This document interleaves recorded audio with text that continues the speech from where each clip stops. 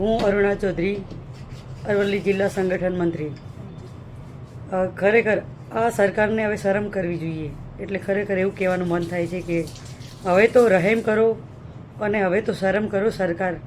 કેમ કે આજે કુદરતનો તાત એટલે ખેડૂત આજે ઝઝૂમી રહ્યો છે. લડાઈ પોતાના હક માટે લડાઈ લડી રહ્યો છે, વીજ પોલ માટેનું વળતર માટે.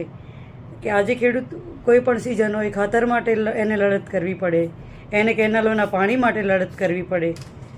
તો શું આ સરકારને બિલકુલ રહેમ જેવું કંઈ નથી રહ્યું?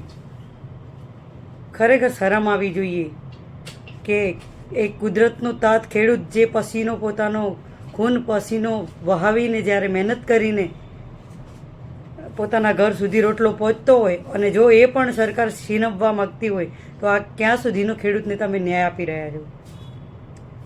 બીજી ઘણી બધી પ્રક્રિયાઓમાં અન્યાય તો થઈ જ રહ્યા છે. કોઈ પણ ડિપાર્ટમેન્ટ એવું બાકી નથી, કોઈ પણ સ્ટ્રક્ચર એવું બાકી નથી.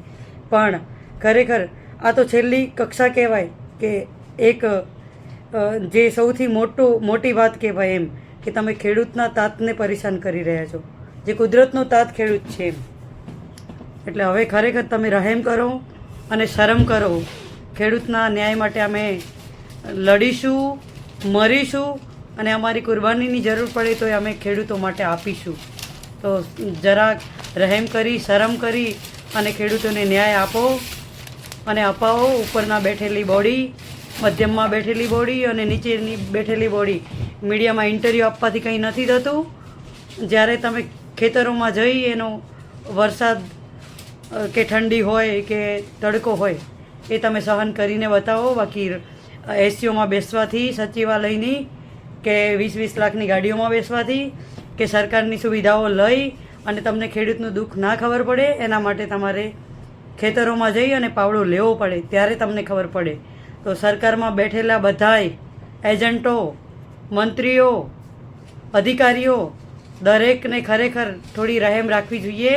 કેમ કે તમે આ આગળની પેઢીના ખેડૂતના પુત્ર જ છો અને હવે તમે આની અંદર આવી અને સત્તા લઈ અને બેસી ગયા અને સત્તાનો પાવર અભિમાનથી આજ તમે તમારી સરકારને બદનામ કરી રહ્યા છો.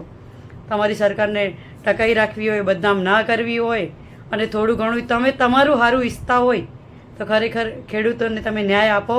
બાકી અમે તો અપાવવા માટે કટિબદ્ધ છીએ.